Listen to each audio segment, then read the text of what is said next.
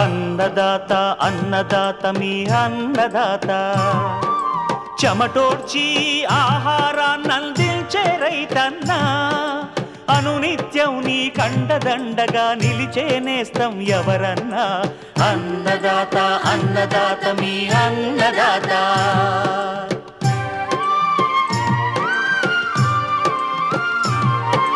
నూతన రీతుల సాగుబడికి నూరింతలు పెరిగే దిగుబడికి సూచనలిచ్చే సస్య రక్షణకు పశు పోషణకి శాస్త్ర విజ్ఞానం అందించి ముందుకు నడిపే తెలుగు రైతు భారతదేశానికి మకుటం అయ్యేలా తీర్చిదిద్దే ఆశయంతో మిమ్ము మేలు కొలిపేది అన్నదాత అన్నదాత అన్నదాత మీ అన్నదాత అన్నదాత అన్నదాత మీ అన్నదాత. అన్నదాత ప్రేక్షకులకు నమస్కారం. ఈనాటి ముఖ్యాంశాలు: ఆరోగ్యకరమైన వరి నారు మడి పెంపకంలో మెలకువలు, ఖర్జూర సాగులో మెదక్ జిల్లా రైతు అనుభవం, ఇంకా జై కిసాన్ వ్యవసాయ సమాచారం.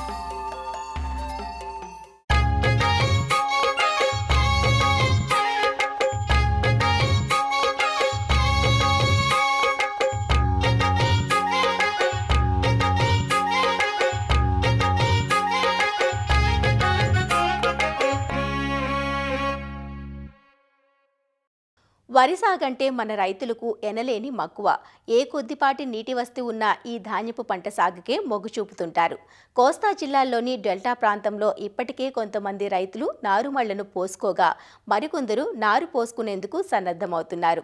నారుమడిని సరిగా తయారు చేసుకోలేకపోతే నారు పీకేటప్పుడు తెగిపోతుంది, ఆరోగ్యంగా కూడా ఎదగదు. అందువల్ల నార్లు పోసుకునే రైతులు భూమి తయారీతో పాటు నారుమడి పెంపక సమయంలో వచ్చే చీడపీడల పట్ల కూడా అవగాహన కలిగి ఉండడం తప్పనిసరి.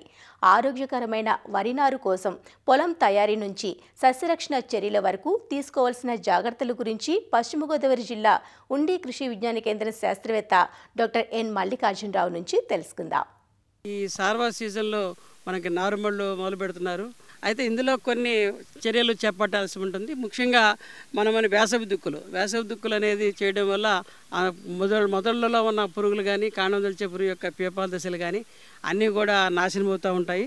అంతేకాకుండా పొలం గట్లు కూడా సాధ్యమైనంత వరకు చిన్నవిగా ఉండేలా చూసుకోవాలి, సన్నగా ఉండేలాగా చూసుకోవాలి. ఎందుకంటే ఈ గట్లలో ఎక్కువ కూడా ఈ ఎలకలన్నీ కూడా చేరి ఆవాసం ఏర్పరచుకొని ఈ నారుమళ్ళు వేసిన తర్వాత కానీ అలాగే ప్రధాన పొలంలో నాట్లు వేసిన తర్వాత కూడా మనకి నష్టం కలగజేసే అవకాశం ఉంది. కాబట్టి సాధ్యమైనంత వరకు గట్లు చిన్నవిగా చేసుకోవాలి.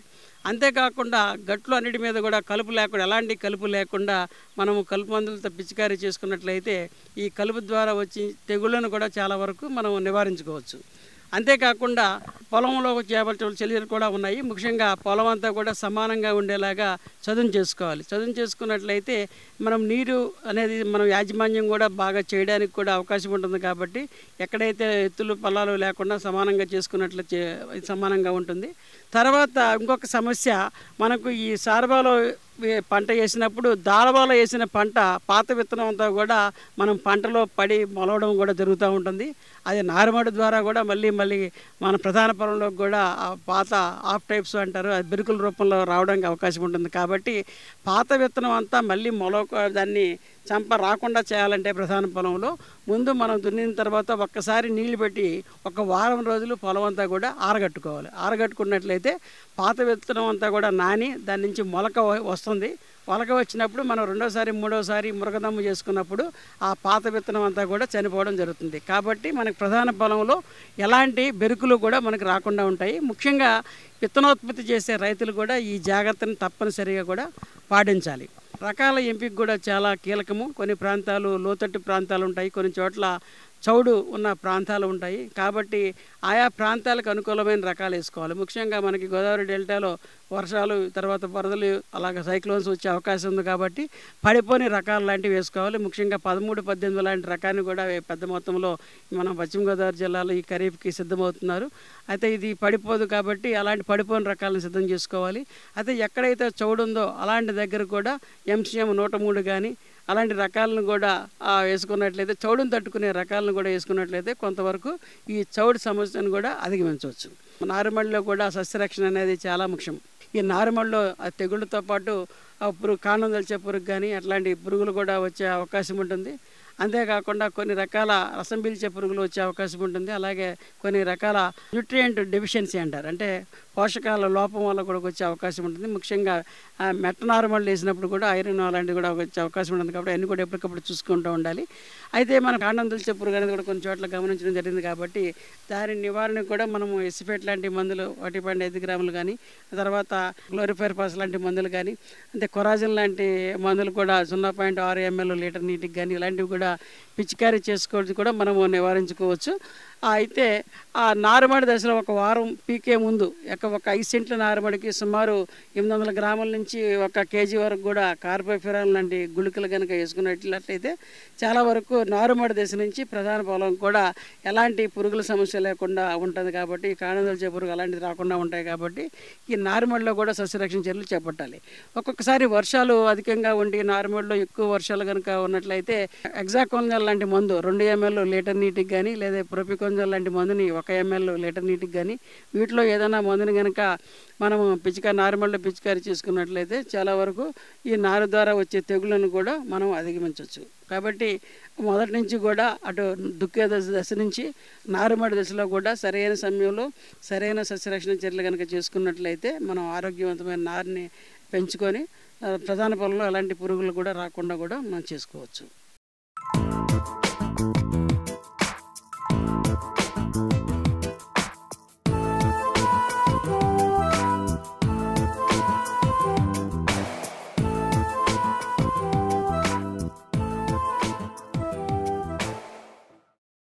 ఖర్జూరం చూడగానే నోరూరించే ఈ పండును తినాలంటే ఇతర దేశాల నుంచి దిగుమతి చేసుకోవాల్సిందే.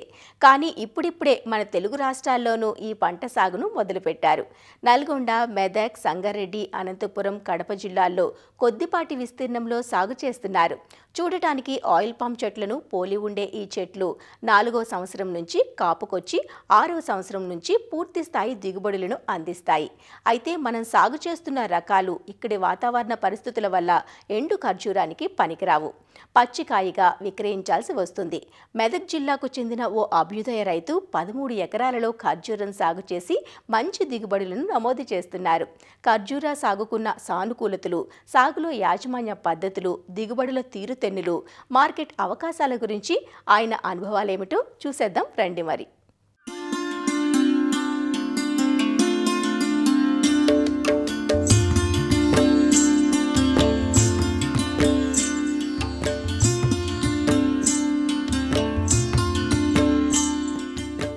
కాపుకొచ్చిన ఖర్జూరాను కోతలు చేస్తున్న ఈ రైతు అన్నే సత్యనారాయణ మెదక్ జిల్లా రామాయంపేట మండలం మేడ్చల్ గ్రామంలో ఎస్ఎస్ అగ్రి ఫ్యూచర్స్ పేరుతో 13 ఎకరాలలో సాగు చేశారు. ఖర్జూరాను మొదటిసారిగా 2018వ సంవత్సరం ఆగస్టు మాసంలో నాటుకున్నారు. ఖర్జూరాలో ఎలైట్, బర్హి, మెడ్జోల్, ఖనిజా అనే రకాలను ఎంచుకున్నారు. ఒకసారి నాటితే 80 ఏళ్ల పాటు దిగుబడులు పొందవచ్చంటున్న రైతు అన్నే సత్యనారాయణ అనుభవాలను మా ప్రతినిధి రామకృష్ణ ముఖాముఖి ద్వారా తెలుసుకుందాం. వ్యవసాయంలో అరుదుగా పండించే పంట ఈ ఖర్జూరా అని చెప్పుకోవచ్చు. మన తెలంగాణ రాష్ట్రంలో కావచ్చు, అలాగే మెదక్ జిల్లాలో కావచ్చు అతి తక్కువ సాగు అవుతున్న పంట ఖర్జూరా. అయితే ఈ ఖర్జూరాని మొక్కలను కూడా వివిధ దేశాల నుంచి, వివిధ రాష్ట్రాల నుంచి కూడా ఇక్కడికి ఇంపోర్ట్ చేసుకుంటున్నారు. ప్రస్తుతం అయితే ఆ మెదక్ జిల్లా రామాయణపేట దగ్గర మనం ఉన్నాం. ఈ రైతు సత్యనారాయణ గారు అయితే మొత్తం ఈ సాగు చేస్తున్నారు. ఈ ఏడాది సాగుకు మొత్తం కూడా ఉత్పత్తి రెడీగా సిద్ధం ఉంది. గెలలు కూడా మొత్తం కాయలు అందుబాటులోకి వచ్చాయి. ప్రస్తుతం అయితే ఆయన ఫామ్లో ఉన్నాం. ఈ మొత్తంగా ఈ సాగుకు సంబంధించినటువంటి వివరాలను ఆయన అడిగి తెలుసుకుందాం. సార్ నమస్కారం. ముందుగా మీరు సాగు చేయడానికి గల కారణం ఏంటి? ప్రధానంగా ఈ రైతులు వేరే వేరే పంటలు పండిస్తూ ఉంటారు, మీరు మాత్రమే ఖర్జూర సాగు చేస్తున్నారు. ప్రధాన కారణం ఏంటి? సరే, ఈ ఖర్జూర అనేది మామూలు అన్ని పంటలు పండేదాకా అన్ని పంటలలా కాకుండా ఖర్జూర అనేది స్పెషల్ పంట. ఇది దీంతో చాలా జీర్ణ వ్యవస్థ బాగుపడుతుంది. జీర్ణ వ్యవస్థ బాగుపడినప్పుడు ఏమవుతుందంటే మిగతా రోగాలన్నీ దరిదాపుల్లో రాకుండా వెళ్ళిపోతాయి. ఫైబర్ ఎక్కువ ఉండటం వలన దీనికి ఉపయోగపడుతున్నది. కోలన్ క్యాన్సర్ కూడా రాకుండా అడ్డుకుంటుందని డాక్టర్లు చెప్పారు. అటువంటి చాలా రోగాలకు నిరోధక శక్తి ఉన్న అని తెలిసినాక నేను ఖచ్చితంగా ఈ ఖర్జూర పంట వేయాలని చేసుకున్నాను. దీన్ని ఎక్కడి నుంచి తేవాలనుకుంటే ఇది లండన్ ల్యాబ్ నుంచి వస్తాయని చెప్పి 280 మొక్కలు తీసుకొని 2019 ఆగస్టులో పెట్టాము. 3వ సంవత్సరం క్రాప్ స్టార్ట్ అయింది. 6వ సంవత్సరానికి పూర్తి క్రాప్ వచ్చింది మాకు. అంటే ప్రధానంగా ఈ మొక్కలను కూడా వివిధ ప్రాంతాల నుంచి ఎక్స్పోర్ట్ చేసుకోవడం కానీ మొక్క రేటు కూడా అధికంగా ఉన్నారు. ఆ డీటెయిల్స్ ఏంటి?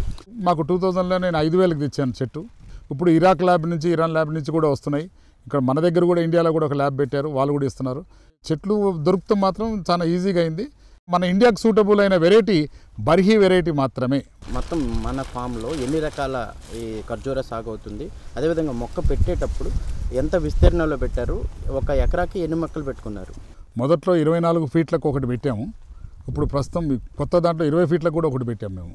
మా దగ్గర ఎలైట్ ఉంది, మెడ్జోల్ ఉంది, ఖనిజా ఉంది, బర్హీ ఉంది. కానీ అవన్నీ కొద్దిగా లిమిటెడ్, ఓన్లీ షాంపుల్ వరకే ఉన్నాయి. ఇండియాకు సూటబుల్ అయిన వెరైటీ ఓన్లీ బర్హీయే. బర్హీ ఖచ్చితంగా ఫిమేల్ ఉండాలి, మేల్ ఉండాలి. 10% మేల్ కావాల్సిందే. ఈ పంట మాత్రం ఖచ్చితంగా కష్టమైన పంట. అందరు పడితే ఎవరు పడితే వాళ్ళు వేసేది కాదు. వచ్చే లాభాలు వస్తాయి యూట్యూబ్లలో చూసి వస్తానికి వచ్చేది కాదు. ఇది సొంతంగా నిలబడి కష్టపడి చేసుకుంటూనే వస్తుంది. ప్రతి నుంచి అడుగునా కష్టాలే ఉంటాయి. దీనికి పాలినేషన్ కాడి నుంచి, హార్వెస్టింగ్ కాడి నుంచి, మార్కెటింగ్ వరకు కూడా కష్టాలే ఉంటాయి. దయచేసి అందరూ యూట్యూబ్లో చూసుకుంటాం కాదు, వచ్చి ఫామ్లలో చూడండి, కష్టపడితే వస్తుంది. లేకపోతే అంతవరకు రాదు. ఇది ఇంత కాస్ట్లీ పంట. అంటే ఈ పాలినేషన్ ప్రక్రియ ఖచ్చితంగా మాన్యువల్గా చేయాల్సిందేనా? ఆటోమేటిక్గా అవడానికి అవకాశం లేదా? పాలినేషన్ ఖచ్చితంగా మాన్యువలే. దీనికి మాన్యువల్ అంటే ఫస్ట్ మేల్ ఫ్లవరు జనవరిలో వస్తుంది. ఆ మేల్ ఫ్లవర్ని మార్నింగ్ 6 లోపలే కట్ చేయాలి. దాని పౌడర్ తీసుకోవాలి. ఫిబ్రవరిలో ఫిమేల్ ఫ్లవర్ వస్తుంది. ఆ ఫిమేల్ ఫ్లవర్ వచ్చినాక ఈ పౌడర్ని తీసుకెళ్ళి దాంట్లో మిక్స్ చేస్తే అప్పుడు పాలినేషన్ చేస్తేనే మాన్యువల్ పాలినేషన్ మాత్రమే దీనికి అవుతుంది. న్యాచురల్ పాలినేషన్ పనికిరాదు. ఇది కాదు దాంతో గింజలు పాడైపోతే తన పాలినేషన్ కూడా పెద్ద ప్రక్రియ ఇది. అంటే పాలినేషన్ చేసే సమయంలో ఆ పౌడర్ ఏదైతే ఉందో కొన్ని చోట్ల బయట కొనుక్కుంటున్నారు కొంతమంది రైతులు, దానివల్ల కొంత నష్టపోతున్నారు. అదేవిధంగా మీ ఫామ్లో మీరే స్వయంగా తయారు చేసుకున్నారు. అంటే ఆ మేల్ ఫ్లవర్కి ఫీమేల్ చెట్టులు పక్కనే ఉండాలా? అసలు ఏంటి, ఎక్కడ ఉండాలి అవి? పాలినేషన్ అప్పుడు మేల్ చెట్లు వేరే దగ్గర పెట్టుకోవచ్చు, దగ్గర పెట్టుకున్న దానికి ఏం డిఫరెన్స్ లేదు. మేల్ చెట్లు పౌడర్ తీసుకొచ్చి ఒరిజినల్ పౌడర్ మన దగ్గర దొరుకుతుంది. అమ్ముతున్నారంటే కొందరు అమ్ముతున్నారు, ఈ మధ్య ఈత చెట్ల పౌడర్ కూడా తీసుకొచ్చి దీన్ని మిక్స్ చేస్తున్నారు. అందుకోసం ఒరిజినల్ పౌడర్ 12,000 18,000 దాకా అమ్ముతున్నారు. అటువంటి దొరికే దగ్గర మంచిది దొరుకుతుంది. దొరకని దగ్గర ఎవరైనా ఇట్లాంటి తెచ్చి ఈత ఇది ఇస్తే తర్వాత చాలా ఫ్రూట్ క్వాలిటీ అనేది రాదు కాబట్టి పాడైపోతుంది. అంటే మొత్తంగా ఈ సాగులో ఈ మొత్తం గెల వచ్చిన దగ్గర నుంచి కూడా ఫ్రూట్ పెద్దగా ఈ కోతకు వచ్చే దశ వరకు ఎలాంటి ప్రాబ్లాలు ఉంటాయి, దాన్ని మీరు ఎలా అధిగమించారు? రోగాలకు వచ్చే వరకల్లా రైనో ప్రాబ్లం ఉన్నది. ఆ పురుగు ఎప్పుడు వస్తుందో రాత్రి కింద ఏర్ల నుంచి వచ్చి నీరు కొట్టేదాకా మా రైతులు చాలామంది చాలా బాధలో ఉన్నారు. వీటిని ఆ సగం చెట్లు చనిపోయినాయి, 80% 90% చనిపోయిన కూడా రైతులు చాలా బాధలో ఉన్నారు. ఇంత ఖర్చు పెట్టి 5-6 సంవత్సరాలు అయిన తర్వాత చెట్లు చనిపోతున్నాయని బాధలో ఉన్నారు. ఆ డిసీజ్ని కంట్రోల్ చేస్తాం, చాలా అవుతలేదు. మరి మీరు ఎట్లా కంట్రోల్ చేస్తున్నారంటే మాకు ట్రైన్డ్ వర్కర్లను పెట్టాము ఇక్కడ. ఎర్లీ మార్నింగ్ టైంలో సౌండ్ వస్తుంది కొరికినట్టు, ఆ సౌండ్ని గుర్తుపట్టి దాంతో మాకు వెంటనే దాని ట్రీట్మెంట్ చేసేస్తున్నాం. ఎరువుల వరకు మేము పెస్టిసైడ్స్ ఒక్కటి కూడా వాడం. ఓన్లీ జీవామృతం, ఆవు మూత్రము, ఆవు పేడ, శనగపిండి, బెల్లము వేసి ఉంచి వారం రోజుల తర్వాత మనకు తయారైపోతుంది. ఆ జీవామృతం డ్రిప్ ద్వారా, మేము డ్రిప్పులు పెట్టలేదు, టీవాల్స్ పెట్టాము. టీవాల్ ద్వారా చెట్లకి వెళ్తాం. అది తప్పించి వేరే ప్రత్యేకంగా ఎటువంటి ఎరువులు పెడతలేము. మొదట్లో కోడి ఎరువు వాడాము. అప్పుడప్పుడు కావస్తే కోడి ఎరువు కానీ ఏదైనా ఎండిపోయిన ఎరువులు వాడుతున్నాం. కేవీకే వాళ్ళు చెప్పిన ప్రకారము వేరే సైంటిఫిక్గా కూడా వేరే చేస్తున్నాం. అది కూడా అన్నీ ఆర్గానిక్కే.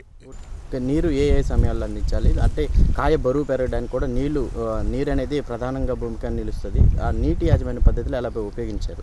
కాయ వచ్చే వరకు మేము ఖచ్చితంగా అన్ని చెట్లకు నీళ్ళు ఇస్తాము.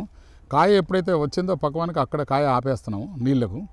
స్వీట్నెస్ పోతుంది. పండు దశకు వచ్చే టైం వరకల్లా నీళ్ళు ఆపేస్తున్నాం. చెట్టు అడుగు భాగాన మీరు కార్పెట్లు కూడా వేశారు. అవి ఎందుకు వేశారు? దానివల్ల కారణాలు ఏంటి? ఇవి ఎందుకంటే దీనికి రేపు నీళ్లు తక్కువ అవుతుంది, మళ్ళీ కలుపు రాకుండా గడ్డి రాకుండా కవర్ వేసే వరకల్లా కింద నుంచి కలుపు రాదు, గడ్డి అవుతుంది, తేమ ఎండిపోకుండా నీళ్ళు తక్కువ నీళ్ళతోటి మనకు ప్రక్రియ సరిగ్గా జరుగుతుంది.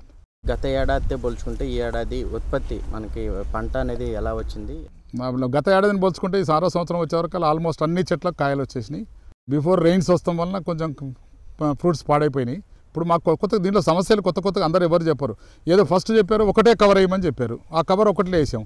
దాని కింద నెట్ కవర్ అనేది వేయాలి ఖచ్చితంగా, పురుగులు ఏమి వెళ్ళకుండా నెట్ కవర్ అంటే వేయాలి. రాలిపోయిన కాయలు కూడా దాంట్లో రాలుతాయి, అవి కూడా మార్కెట్లో అమ్మాము ఈసారి మేము. ఆ నెట్ కవర్ వేస్తాం అన్న, పైన కవర్ ఏమో వర్షానికి లేకుండా 2 కవర్లు వేయాల్సిందే కంపల్సరీ. ఇది ఎవరు వేయలే మా ఫార్మర్లు, మాకు తెలియక, మాకు ఎవరు గైడెన్స్ లేక. మరి మీరు ఎలా తెలుసుకున్నారు? అంటే ఆ కవర్ ఏం కవరు, దానికి రైతులకి ఏం సూచిస్తారు, అది ఎలా ఉపయోగించుకోవాలి? మామూలుగా ఫిషరీస్ దానికి వాడే నెట్ కానీ దోమలది కానీ నెట్ అటువంటిది మద్రాసులో దొరుకుతున్నాయంట, అవి తీసుకొచ్చారు. మా వాళ్ళంటే ఒక ట్రైన్ వర్కరు దుబాయ్ నుంచి వచ్చాడు, ఆయనకి ఇక్కడ అక్కడ నెట్ కడుతున్నారు, ఇట్లా చేయాలి సార్ అని చెప్పిన తర్వాత అక్కడి నుంచి మేము అన్ని ఇట్లా కడుతున్నామండి. కాయ తయారైపోయినాక పక్వానికి వస్తుంది అనగానే ముందు నెట్ కవర్ కట్టేయాలి, తర్వాత పైన వర్షం రాకుండా ఈ కవర్ కప్పాలి. దాంతో కాయ మీద ఏ మరకలు రాకుండా ఇది రాకుండా ఉంటుందండి. దీంట్లో హార్వెస్టింగ్లో కూడా చాలా కష్టమైన పని. ఇప్పుడు చూడండి దీనికి గ్రీన్ వచ్చింది, ఈ గ్రీన్ తీయలేం మనం, ఈ గెల ఆపేస్తాం మేము. ఏదైనా పాడైపోయిన గెల ఉంటే తీసేస్తున్నాం, 20% వేస్టేజ్ కింద వెళ్ళిపోతుంది. ఓన్లీ పక్వానికి వచ్చి పూర్తిగా పండిన కాయనే మార్కెట్లోకి పంపిస్తున్నాం. ఆ ఈల్డింగ్ వచ్చిన తర్వాత ప్రధానంగా రైతులకి ఏంటంటే విక్రయం ఎక్కడ మార్కెటింగ్ చేసుకోవాలనేది ఒక ప్రధాన సమస్యగా మిగులుతుంది. మీరు ఎక్కడ విక్రయిస్తున్నారు? దీనికి సంబంధించినట్టు మీరే ఓన్గా అమ్ముతున్నారా, ఎక్కడికైనా మార్కెట్కి లింకప్ అయ్యారా? ఎలా ఈ ఉత్పత్తులు ఎలా అమ్ముతున్నారు? సార్ యాక్చువల్గా మేము భారత్ డేట్స్ అని రిజిస్టర్ చేసాము, ఇండియా మొత్తం సప్లై చేయాలి ముందు అనుకున్నాం. ఇక్కడ వరకు ఈసారి డిస్ట్రిక్ట్ వరకు సరిపడా మాకు ప్రొడక్షన్ తక్కువ ఉంది కాబట్టి అక్కడే చేస్తున్నాం. మా రైతులు వేరే మా సోదర రైతులు చాలామంది ఉన్నారు, వాళ్ళందరూ ఇస్తున్నారు. 40 టన్నులు వచ్చిన రైతు కూడా ఉన్నాడు మాకు.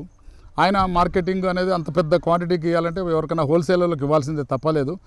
కానీ మార్కెటింగ్ ఇప్పుడు ప్రస్తుతానికి నా వరకు వచ్చే వరకు నా తక్కువ క్వాంటిటీ కాబట్టి నేను ఇక్కడే ఫామ్ దగ్గర అమ్మేస్తున్నాను.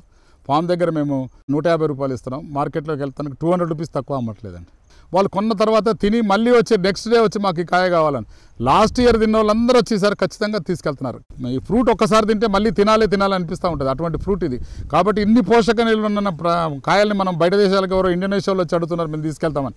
అవేర్నెస్ వస్తే 200 రూపీస్ కళ్ళు మూసుకొని కొనేస్తారు ఎవరైనా సరే. కాబట్టి ప్రజలకు అవే రావాలి, ప్రజలకు ఇది ఈ కాయ తినాలి, ఈ ఫ్రూట్స్ తినాలి అనేది రావాలి. ఒక్కసారి తింటే అర్థమైపోతుందండి ఫ్రూట్. ఖర్జూర అనగానే మార్కెట్లో దొరికితే ఆ రెడ్ కలర్లో ఉండి ఖర్జూర అంటే అది అనుకుంటాం, కానీ మీరు ఈత పండులో పెద్ద సైజు లాగా చూసే వరకు అలా అనిపిస్తుంది. దానికి దీనికి డిఫరెన్స్ ఏంటి? ప్రజలందరూ అట్లాగే అనుకుంటున్నారు.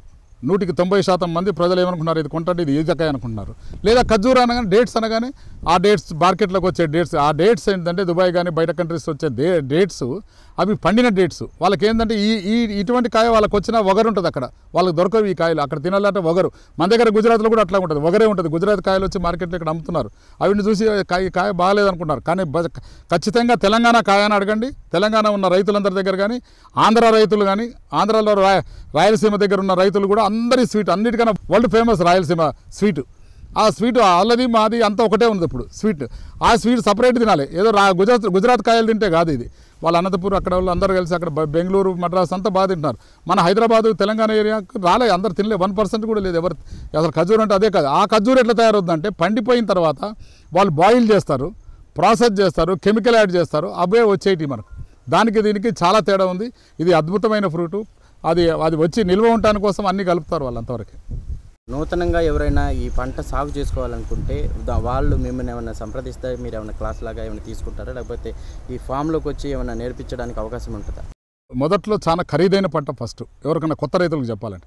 తొందరపడి ఎవరు రైతులు నాకు వేయొద్దనే సలహా ఇస్తున్నా. ప్రభుత్వ సాయం లేదు మనకి ఇక్కడ, ప్రభుత్వం సబ్సిడీ లేదు. ఇంత కాస్ట్లీ పెట్టి పండిన తర్వాత ఇక్కడ రాత్రింబగలు కష్టపడుతూ ఉండాలి. ఇంత కష్టపడ్డా మనకు ప్రతిఫలం రావట్లేదు. వేరే హర్యానా అక్కడ సబ్సిడీలు ఇస్తున్నారు, వాళ్ళు ఏమన్నా చేస్తారు. రాత్రింబగలు ఉంటే తప్ప చెట్లను కాపాడాలి, లేకపోతే చెట్లన్నీ చచ్చిపోతాయి మళ్ళీ. ఎందుకంటే రైతులకు వెళ్ళండి, మీరు వేరే ఫామ్లు చూడండి, ఆ కష్టాలని చూసిన తర్వాతనే ముందు దిగమని చెప్తున్నాను. ఖర్జూర సాగు అయితే మాత్రం అంత తేలికే కాదు, కష్టపడితే మాత్రం ప్రయోజనం లభిస్తుంది, మంచి దిగుబడిని కూడా పొందవచ్చు అని చెప్పి చెప్తున్నారు. మొత్తంగా ఈ ఏడాది వచ్చిన పంటనంతా కూడా తమ ఫామ్ వద్దే మొత్తం విక్రయించడానికి సిద్ధంగా ఉన్నట్లు కూడా రైతు సత్యనారాయణ అయితే స్పష్టం చేస్తూ ఉన్నారు. కెమెరామెన్ మొహమ్మద్తో రామకృష్ణ, ATV న్యూస్, మెదక్ జిల్లా రామాయంపేట నుంచి.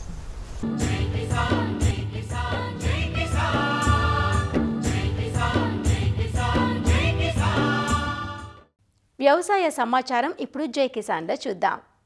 ఈసారి నైరుతి రుతుపవనాలు ముందుగానే పలకరించడంతో మే నెలాఖరుకే వర్షాలు వచ్చి రైతులంతా సంబరంగా సాగు పనులు ముమ్మరం చేశారు. పత్తి రైతులు విత్తనాలు వేస్తే వరి రైతులంతా నారు పోసుకున్నారు. తీరా పంట మొలకెత్తే సమయానికి వర్షాలు నెమ్మదించాయి. గత 20 రోజులుగా చినుకు జాడలేకపోవడంతో వేలాది ఎకరాల్లో వేసిన విత్తనాలు మొలకెత్తడం లేదు. జూన్ మొదటి వారంలో కురిసిన వర్షానికి కాస్తో కూస్తో మొలకెత్తిన మొక్కలు ఇప్పుడు ఎండిపోయే స్థితికి చేరుకున్నాయంటూ ఉమ్మడి నల్గొండ జిల్లా రైతులు ఆందోళన చెందుతున్నారు. వానలు లేక ఇప్పుడు 2 నెల 15 రోజుల సేల్ అయ్యేది ఇంతవరకు గింజలు పెట్టడం అవుతుంది. ఇక మాకు యాంచెల్తాయి అయ్యా.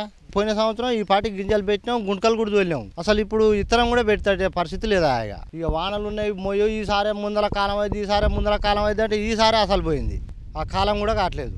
ఇక మా కాలువ వస్తే ఇక ఇల్లు చెర్లన్నీ ఉంటే మా పొలాలు బందటగా మాకు ఆ కాలువలు కూడా వచ్చే పరిస్థితి లేదు. ఒకదామి కుంటలు నింపితే మాకు నీళ్లు సరిపోతాయి, బోర్లు కలుపుకొని పోస్తాయి. ఒకసారి నింపే ప్రయత్నం చేస్తే సంవత్సరం పాటు మళ్ళీ అటు ఇటు బయటపడతాం. ఈ ఎండలు అట్నే కొడుతున్నాయి, ఈ బోర్లు అట్నే పిక్కపోతున్నాయి. మోటార్లు పోస్తలేవు, వర్షాలు పడతాయి అది అని. ఈ ములకసిర కార్తె కూడా వచ్చింది, నారు పోసుకొని నారు పెంచుకున్నాం. నారు మంచిగా ఏతకొచ్చినాయి, నాటు పెట్టుకునే టైం వచ్చింది, వర్షాలు పడతలేవు, రైతులకు ఇబ్బంది అవుతుంది. నల్గొండ జిల్లాలో ప్రధాన పంటల్లో పత్తి అగ్రస్థానంలో ఉంటుంది. ఈ సీజన్లో జిల్లా వ్యాప్తంగా సుమారు 5.47 లక్షల ఎకరాల్లో పత్తి సాగు కానుంది. మే చివరి వారంలో కురిసిన తొలకరి వానలు, జూన్ మొదటి వారంలో కురిసిన మోస్తరు వర్షాలకు జిల్లా వ్యాప్తంగా రైతులు సుమారు 50,000కు పైగా ఎకరాల్లో పత్తి విత్తనాలు వేశారు. అయితే ఆనక వచ్చిన వర్షాభావ పరిస్థితులతో సగానికి పైగా విత్తనాలు మొలకెత్తలేదు. 10 రోజులుగా ఎండ తీవ్రతతో కాస్తో కూస్తో మొలకెత్తిన మొక్కలు ఇప్పుడు ఎండిపోయే స్థితికి చేరుకున్నాయి. ఈ టైంలో వర్షాలు పడేది, ఇప్పటి వరకు పిండి పెట్టే పరిస్థితి ఏర్పడేది. ఇప్పుడు కనీసం గింజలు పెట్టినట్లు అవి ఉపయోగం లేకుండా అయిపోయినాయి. ఒక ఎకరానికి కనీసం ఇప్పటికే ఒక 10,000 దాకా ఖర్చు పెట్టాల్సి వచ్చింది. దున్నడం అవుతుంది, గింజలు అవుతుంది, గింజలు పెట్టేయడం అవుతుంది, పుల్ల ఎరియడం అన్నీ కలిసి. ఒకళ్ళు 2 కడతలు దున్నామండి. ముందర పడితే బలమైన కడతలు వేస్తానన్న గింజ మంచిగా పంట మంచిగా ఉంటుందని చేసినాం, కానీ ఉపయోగం లేకుండా. దీంతోపాటు ఒక 5 ఎకరాల పొలం కూడా చేసినామండి, నారు పోసినాం. 14 రోజులు నారు కూడా అయింది. ఇక అది నారు మడికి ఒక మడి పడే పరిస్థితి ఉంది, కానీ ఉపయోగం లేకుండా అయిపోయింది సార్. పొలాలు తడిచేటట్లేవు, ఆ బోర్లు కూడా ఇంకిపోయినాయి. మే నెలలో చెడివానలు అనేది పడాక ముందరనే నేను ఆ చెడివానలు అప్పుడే ప్లై వేయించిన. రోన్ కాడితే మంచిగా బాగానే అనుకూలంగా కాలం మంచిగా అవుతుంది అనుకున్నా. అయ్యాక మామూలుగా వానలు పడ్డది, ఎట్లాగా దుక్కి మంచిగా పదం దాగుంది. కల్లివేటర్ 20 కొట్టి గింజలు పెట్టడం జరిగింది. అలా ఏమైందంటే సరే మామూలుగా ముసురు లెక్కన ఉండేవారికి గింజలు పెట్టారు. ఒక ఎకరానికి 2 ప్యాకెట్ల చొప్పున పెట్టేసినాం. కొద్దిగా దూరం ఉంటే పంట బాగా వస్తుందని కొద్దిగా పెట్టిన. చెడివానలు అనేది గట్టిగా పడక మామూలు వాన పడేవారికి గింజ మొలక కొద్దిగా లాస్ అయినట్టు అనిపిస్తుంది నాకు. 10 ఎకరాలలో పత్తి చేనే పెట్టిన మొత్తం చేసినాక ఇప్పుడు వానలు పడతాయని చూసేవారికే ఇలా మొలకలు కూడా ఖరాబ్ అయ్యి బెండ్లు అయ్యి ఉంటే దానికోసానికి కూడా ట్యాంకర్ తీపిచ్చి ఆ వాటర్ పెట్ట జరిగినా కూడా అల్లా 1 బార్లే మొలిచినాయి, 2 బార్లు ఖరాబ్ అయిపోయినాయి, పంట నష్టం. అయినా కూడా ఇప్పటి వరకు కూడా రోన్ కాడితలో పెట్టిన గింజ ములక పోయి ఆరిద్ర కాడిత వచ్చింది. అయినా కూడా ఇంతవరకు కూడా వర్షాలు అనుకూలంగా లేవు. కాలువల నుంచి నీరు పారక, ఇటు వర్షాలు లేక పంటల సాగు కనా కష్టంగా ఉందంటూ రైతులు ఆందోళన చెందుతున్నారు. ఇప్పటికైనా వరుణుడు కరుణిస్తే పంటలకు జీవతడులు అందుతాయంటూ వాపోతున్నారు. మరిన్ని విభిన్న అంశాలతో రేపటి అన్నదాతలో మళ్ళీ కలుసుకుందాం. నమస్కారం. అన్నదాతలు తమ సందేహాలు, సమస్యలను 1800-425-4085 టోల్ ఫ్రీ నంబర్లో ఉదయం 10 నుంచి 11 గంటల మధ్య పని దినాలలో సంప్రదించగలరు. ఈ కార్యక్రమాన్ని యూట్యూబ్లో www.youtube.com/annadaata ETV లింక్ ద్వారా వీక్షించవచ్చు.